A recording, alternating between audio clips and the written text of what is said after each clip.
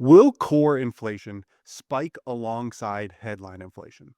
That is a question I have been asking myself since the March CPI report came out, where we saw that headline inflation had jumped back into the mid 3%. We have yet to see the rise in core inflation, but I wanted to research if that was something we should expect moving forward. And in this video, I'll show you what I found, and you'll be able to answer this question for yourself. So before I get started, I'm going to do something I normally don't do, but my team has asked me to ask you if you could please subscribe to the channel if you've enjoyed these videos. I don't like doing it, but it is a metric that we do track here. We're very close to 1,000 subscribers, and that's something the team really wants to get to. So again, I'm here asking you, if you enjoy these videos, please quickly just click that subscribe button below. We greatly appreciate it here. Okay, so now that that's out of the way, to the real video. So if you don't know, headline inflation, or in this case, we're going to be talking about CPI in this video. Headline CPI includes all of the components of CPI. Core, on the other hand, takes out food and energy prices. Reason being, those are really volatile. They are the most volatile parts of the CPI bucket. And generally, we have less control over food and energy prices, as you can see today. And so using core inflation can give you a better look into the other parts of the inflation outlook, and they're not going to be mainly driven by the volatile swings in food and energy like headline CPI can be. And so this relationship between the two has changed dramatically over the last few decades. So if you look at the chart on the left here, both of these charts show headline CPI with core CPI.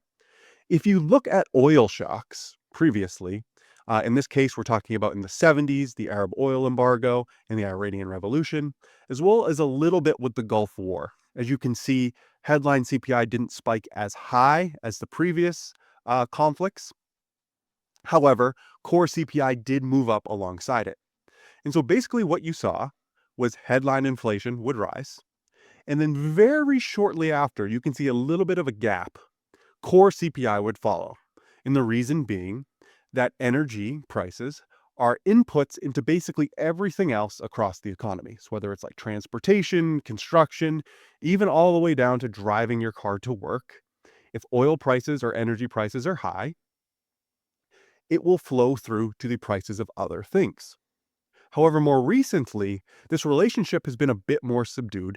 You could even argue didn't really exist until COVID set everything higher basically together. So I highlight two things in particular here: the structural oil run-up in the mid-2000s. Basically, there was just way more demand for oil than there was adequate supply, so the price moved higher. You did not really see core CPI rise alongside headline. And then again, in 2011 with the Arab Spring, same thing. Headline CPI rose dramatically, and core CPI didn't rise as much. And so when you look at the more recent case, or the chart on the right, the number one thing you basically hear is the income effect, how it weighs on demand and therefore core inflation. And the thought process here is energy and food are necessities. And so the demand for those things really doesn't change. You might see substitutes, so from more expensive food to less expensive food. Maybe you're driving a little bit less, so you're taking the bus, so that could be a little bit of a replacement. But overall, food and energy have relatively inelastic demands. So when their prices spike, households aren't able to cut back that much. But what they do is they cut their discretionary spending. And so the reduced demand on discretionary items, so think apparel, cars, anything that's not food and energy, that puts downward pressure on those prices. And that's exactly what is in core inflation. So when people are spending less on those items, downward pressure on those prices, you don't see the same spike in core inflation. Now, is that something that existed back in the 1970s? Probably, but maybe to a little bit of a lesser extent. This is just the argument that you generally see, and you can prove this a little bit graphically. That's what you see here with the graph on the left. I've used this graph before. It's a little complicated, but basically anything in the left, these smaller circles, if you see them in the top left, For the most part, that is when US consumers are spending a greater proportion of their spending on food and energy. And what you see is when that happens, real GDP growth in the US tends to be lower and spending tends to grow slower overall. So the income effect tends to be true. That's what we see in this chart. So what can account for the difference between the 1970s and today? Well, there are a few things that I want to highlight. The first, that the wage price spiral is structurally different today than it was previously. And a lot of that has to do, in my opinion, to union membership. And so what do I mean by the wage price spiral? Well, it's this combination of when wages go up and businesses are now spending a higher proportion of their revenue on salaries. What you generally see is businesses would raise their prices alongside that. And then it's called a spiral because when employees see that a business has raised their price, they're thinking the business makes more money and they demand higher wages. And so this dynamic goes around and round and back and forth. These can be really, really dangerous. So back in the 60s and 70s, when the union membership rate was really, really high, a lot of these employment contracts had cost of living adjustments. And so what that meant, what are COLAs? They are automatic negotiated wage increases designed to protect employees' purchasing power against inflation. And these are very, very common things in union contracts. So what it basically meant was every year, CPI data would be released. It's released every month, but annually they would make an adjustment. And wages would go up by the amount that headline CPI increased. And so it was an automatic dynamic that businesses' costs would go up alongside rises in headline inflation.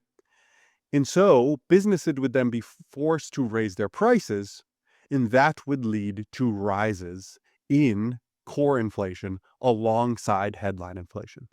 So as the union rate has decreased over time, we've seen it come from 30% in the mid 1960s all the way down to about 5% today. There is less of this automatic wage price spiral that comes along with increases in headline inflation. And that brings us to our second point, which is that the world is much more globalized today than it was in the 1970s when you had that tight relationship with core and headline CPI. So back in the 1970s, if headline CPI rose, businesses had more power to increase their prices alongside the increases in energy prices. And that's because there was less competition globally. But today, now that the global economies are largely intertwined and consumers have far more choice internationally, US businesses have less power to increase prices. Consumers can very easily look abroad for different substitutes than they could back in the 1970s. And so you have less pricing power today if you're a US company than you did decades ago. So even though your energy prices increase, you may not have the pricing power to increase your own prices. And that can put downward pressure on core CPI. And so when energy prices spike and headline inflation increases, you're not seeing businesses raise their prices alongside those increases in input cost. And then this is something that could be shifting. So if you think about will it happen today, what you've seen is huge spending in the US recently, specifically on the manufacturing construction. So we're building a lot more manufacturing plants.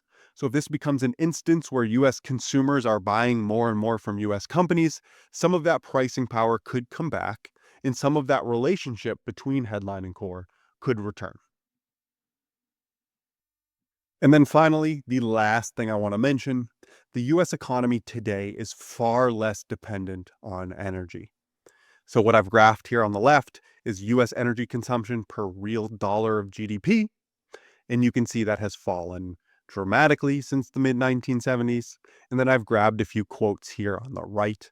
Don't worry about what a BTU is, that's beyond the scope of this video, but From Loomis back in 1949, it took almost 14 BTUs to produce $1 of real GDP. At the end of 2025, it only took 4, right? So that's kind of what I'm showing you here on the left. There's been a huge drop in how much energy the US needs to produce its GDP. And this quote's a little older, but it's sort of exactly what we're talking about. In 2020, US energy intensity reached a low, less than a half as energy intensive as the US was in 1983. So the matter of the fact is, our economy needs less energy today than it did previously. So some of that flow through as input prices rise might not be captured in core prices. And that's what I'm going to leave you here today.